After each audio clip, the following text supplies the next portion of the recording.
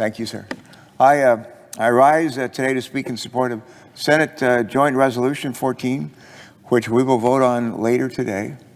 I want to thank Senator Heinrich, Senator Markey, Senator King for their leadership on this resolution. And I might be mistaken, Mr. President, but I understand when you were governor of Colorado, you might have been president at the creation of this point of view that's expressed in the resolution before. So maybe salutes Colorado.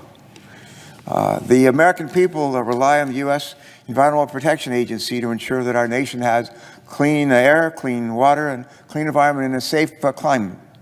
Unfortunately, in 2020, under the previous administration, the EPA strayed from its mission any number of times. One of those missteps was that agency's methane rescission rule, which deregulated methane emissions from oil and gas industry, our nation's largest industrial source of this dangerous greenhouse gas. By passing this resolution, Congress today will reject and nullify this dangerous rule and restore clean air and climate protections from our nation's largest sources of methane pollution. Let me explain what methane is and why it's so harmful to our climate and to our health. Methane is a super pollutant. It damages our lungs and our planet. Compared to carbon dioxide, methane is a small part of our overall greenhouse gas emissions. Having said that, though, scientists tell us that methane is responsible for roughly, get this, 1/4 of the man-made global warming that we're witnessing today. Let me say that again. Methane is responsible for roughly 1/4 of the man-made global warming that we're experiencing and witnessing today. Over a 20-year period, methane is 84 times more harmful to our climate than carbon dioxide. 84 times. For a small molecule, methane punches above its weight when it comes to its contributions to climate change. The oil and gas industry is our nation's largest source of methane, responsible for nearly 30% of total methane emissions. For comparison, this amount of methane pollution has the same climate effect as the emissions from our nation's entire fleet of passenger vehicles in a year. In addition to damaging our climate, methane emissions also contribute to ground-level ozone, known as smog. Breathing in smog harms our lungs. It aggravates lung diseases like bronchitis and asthma.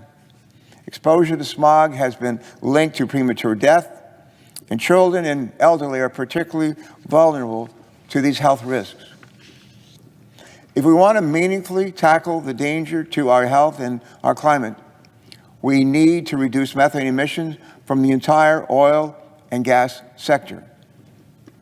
In 2016, as I was alluding to earlier, Mr. President, EPA acted to do just that, building on state actions such as Colorado, whose former chief executive is presiding at this moment.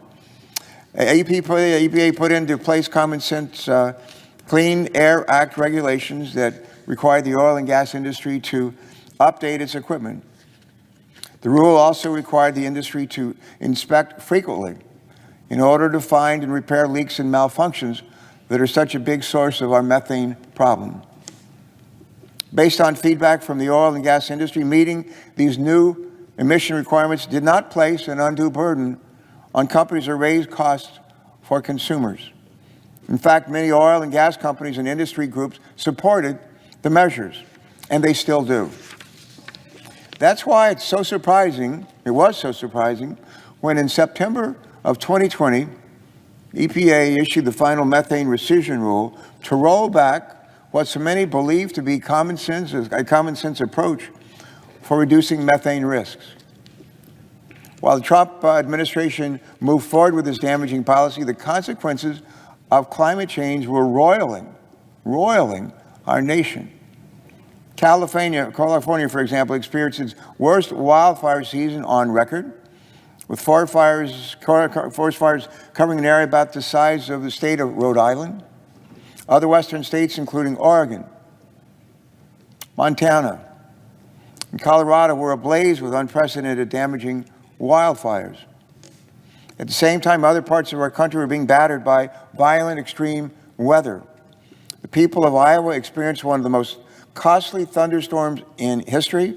Hurricane-force winds caused $7.5 billion in economic damage and flattened, I'm told, over half of that state's corn and soybean crops in one day. Coastal towns in southern states like Florida, like Louisiana, like South Carolina were battered by hurricane after hurricane after hurricane. In the summer of 2020, last summer, we saw the most hurricanes in the Atlantic Ocean in recorded history. Despite all of this, the Trump administration took a step to undo one of the key tools available to us to combat methane emissions that contribute greatly to climate change. The methane rescission rule was a stark departure from the widely accepted, science-based, and common-sense view that we should protect people and our planet from the dangers of methane.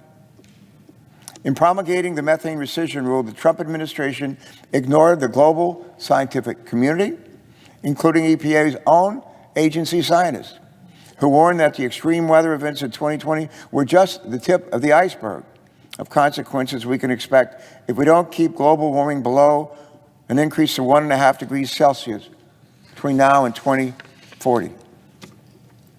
The bottom line is that the Trump methane rescission rule would allow more methane pollution, increase public health dangers, and bring us ever closer to the brink of irreversible climate catastrophe.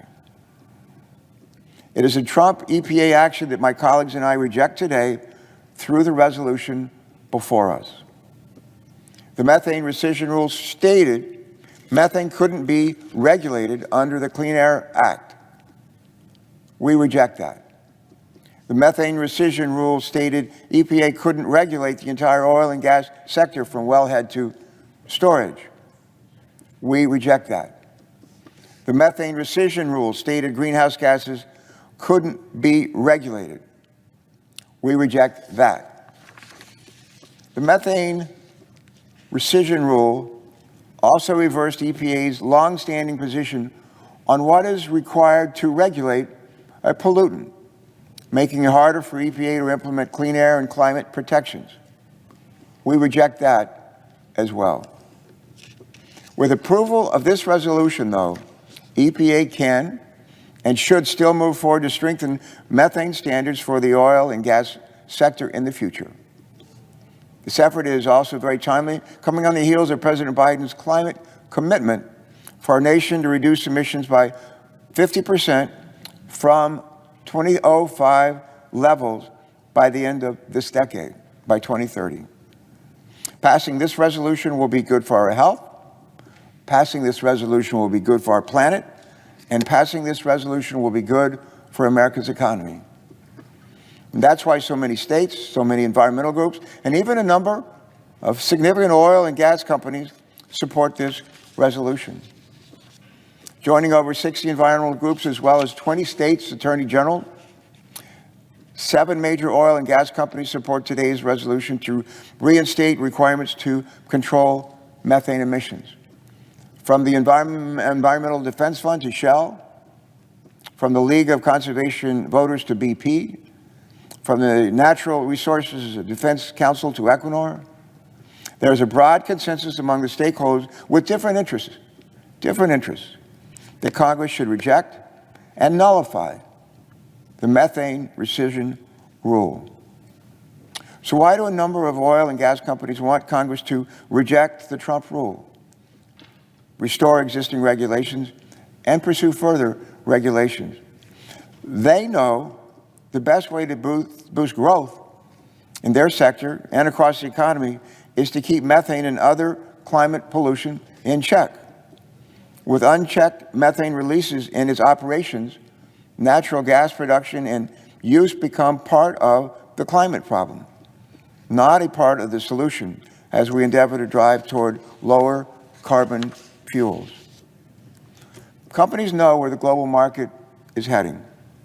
They know regulations will support innovation and technology deployment in their industry, bringing down emission reduction costs for everyone. I sometimes like to quote Albert Einstein, who said, among other things, this. He said, in adversity lies opportunity. Think about that. In adversity lies opportunity. We can see that in the issue of methane pollution and climate change. It presents plenty of challenges, yes, that's true, but it also presents a remarkable opportunity. It's an opportunity for us to protect our planet, improve the air that we breathe, and strengthen our economy. At the same time, the product that the oil and gas industry is capturing can be sold to fuel more homes and businesses across the country. I want to say that again, too. At the same time, the product that the oil and gas industry is capturing can be sold to fuel more homes and businesses across the country. That's why today I will gladly vote for this resolution, which reaffirms that the Clean Air Act requires EPA to take action to protect Americans from dangerous pollution like methane. In passing this resolution today, Congress is rejecting the Trump rule baseless interpretation of the Clean Air Act, and in its place, reinstating common sense, methane, public health, and climate protections across the entire oil and gas sector. We're also clearing a path for additional protections from methane and other hazardous climate pollutants. As a Senate, we're making our intent clearer. The Clean Air Act gives EPA the authority and the mandate to establish methane emission standards, even stronger than the ones than we reinstate with this resolution. This includes all facets of the oil and gas industry now and moving forward, from production to processing and from transmission to storage. We're saying to EPA loud and clear, it is your mission to protect the environment, to protect human health and public welfare from the dangers of climate pollutants like methane. And there's a lot of work still to do before that mission can be achieved. It's time that we get to that work. We don't have a lot of time to waste. And Mr. President, I have a couple of unanimous consent requests I'd like to offer. One is to place supportive materials into the record. And I ask unanimous consent, Mr. President, to enter into the record several materials in support of Senate Joint Resolution 14 that's before us today. First, the Biden administration's statement of administration policy supporting passage of the resolution. Second, 2 letters of support for passing this joint resolution, one from the 57 leading environmental and advocacy groups, and another, the Shell Oil Company. These letters demonstrate the breadth of support for regulating this harmful pollutant and rejecting the methane rescission rule. And I ask unanimous consent that these be inserted into the record as appropriate. Without objection.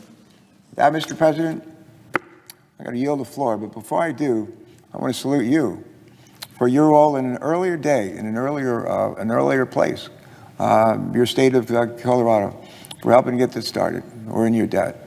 Good work. God bless. And with that, I yield the floor.